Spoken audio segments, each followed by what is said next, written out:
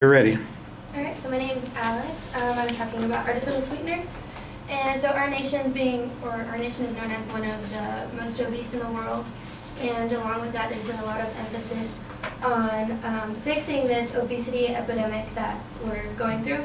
And with that has come a lot of people counting their calories, cutting back on the calories, and with that, the popularity of artificial sweeteners has increased. So you see diet and sugar-free foods and drinks all over the place.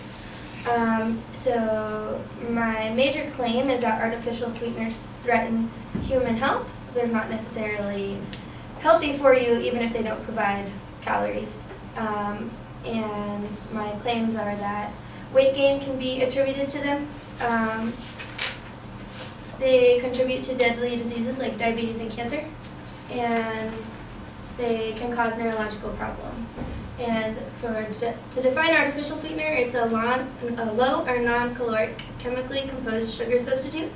So these include aspartame, which is known as equal or NutraSweet, saccharin, known as sweet and low, and sucralose, which is also known as Splenda.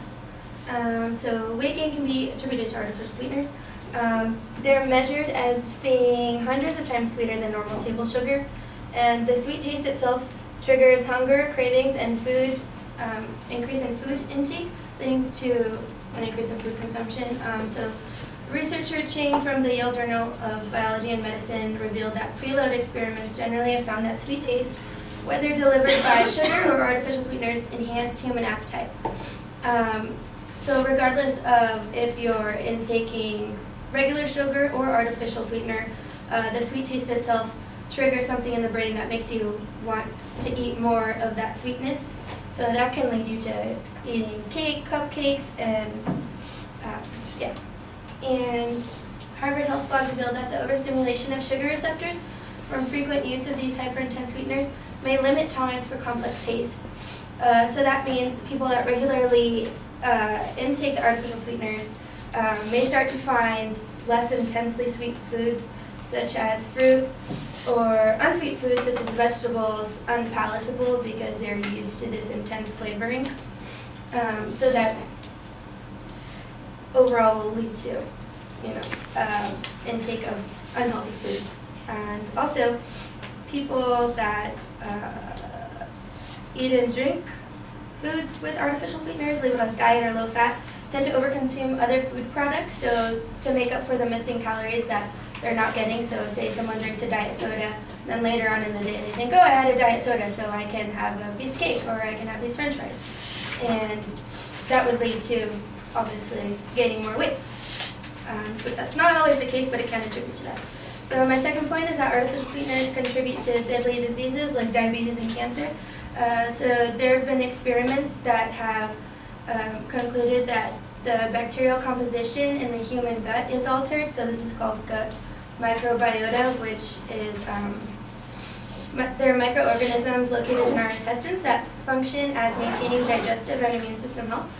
And the altering of these gut microbiota have been proven to lead to glucose intolerance in both animals and humans. And glucose intolerance is a pre-diabetic state of hyperglycemia, so you have higher than normal blood glucose levels, and therefore the person is placed at higher risk of diabetes. The Weizmann Institute of Science in Israel conducted an experiment.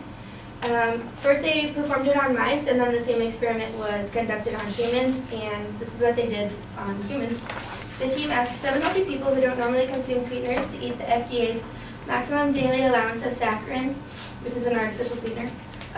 For a person weighing 68 kilograms, this would equate to 3 or 4 sachets of sweetener taken 3 times per day. By day 5, 4 of the 7 people had a significant decrease in their glucose tolerance, while 3 saw no change. Sequencing showed that those who responded to the sweetener started out with different gut bacteria to those who didn't respond. What's more, the gut bacteria of the 4 responders changed significantly after consuming sweeteners, while the non-responders barely changed. To further show that bacterial changes were playing a role, the team took stools from 2 responders and 2 non-responders and transplanted them into sterile mice. Only the mice that received gut bacteria from responders became glucose intolerant. So the fact that they saw those results and the glucose intolerance was induced in a matter of 5 days is alarming and threatening to an individual's health, and it reveals dangers for those that are consuming these. And so the artificial sweetener, saccharin has also been a controversial sweetener due to its role in contributing to the development of bladder cancer, which has been seen in studies on rats, dogs, and humans. And the studies that were performed actually resulted in the prohibition of saccharin in Canada and a proposed ban in the United States. This proposed U.S. ban was withdrawn in 1991, but foods containing saccharin were required to carry a warning label which stated saccharin as a potential cancer-causing agent. So even though it's not exactly proven that it can cause that in humans, just the fact that there's a risk, something that's so easily preventable just by not ingesting it, I think is important. And people around the world are suffering from cancer for reasons that we don't know, so if there's one thing that we can stop it on, I think that people should become aware of that. And lastly, artificial sweeteners cause neurological problems. So they're proven to promote the experience of chronic headaches and migraines.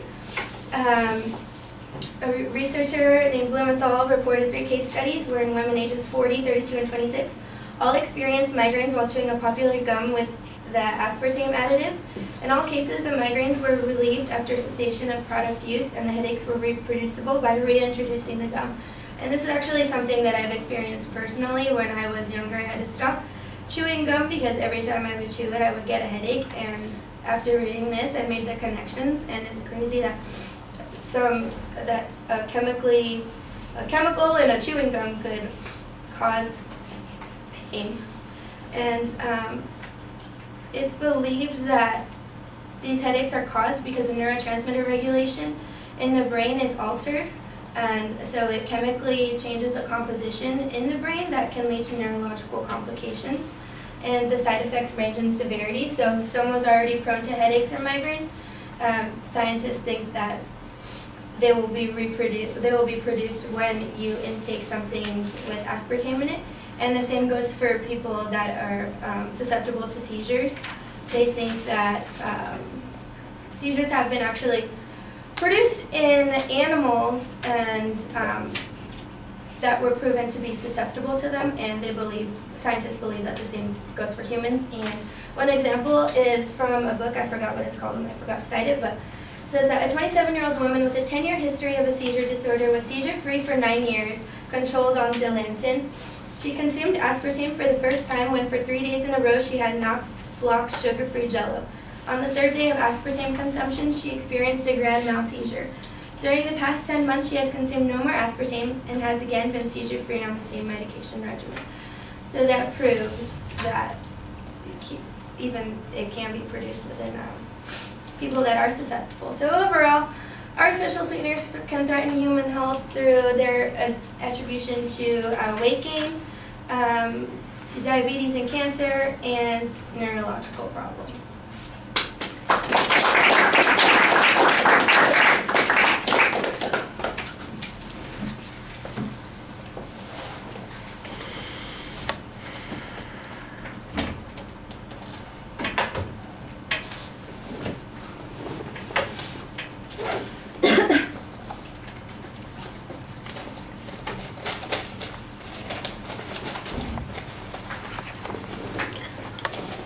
All right, Alex, you clearly identify the proposition, but the way you have the proposition phrased, it sounds like it's got multiple parts to it. And the first part is really what the claim is, and so you need to get rid of all the explanation that comes in the second part of the way you phrase the proposition. I thought you had good, complete preview of the secondary claims, so those were fine. And you signposted those as you went through the speech. That was also good. I don't know if you noticed the time, but everything on the third point is out of time. So you would run out of time time before you got to the third point. So in essence, that's all excess argument. I thought you did a nice job citing the research that you had, although some of it is missing dates. You do cite experiments that are being taken and the reasons that the authorities in those situations seem to believe the conclusions. I do think maybe you want to also cite the qualifications of some of the researchers. The description of the research is fine. It seems like you're making some awfully big inferences from some animal studies, so maybe you ought to be able to tell us why the animal studies are a reliable way of making inferences about human behavior. We don't have any longitudinal data on trends. I mean, all of these sweeteners have been available for a long period of time, and so other than the case examples that you have, we ought to have some kind of indication that there have been changes in people's behaviors, in the rates of the diseases that you described as consumption of these sorts of issues has gone up. So I think that that's some additional information that's missing. Like I said, I thought that for the most part you explained your evidence pretty well, but you could use some additional statistical information to make an inference a little bit broader. There's a lot of reading in the presentation. That's problematic. And as I already mentioned to you, 2.5 extra minutes, that's like having a 50% longer speech. All right, thank you.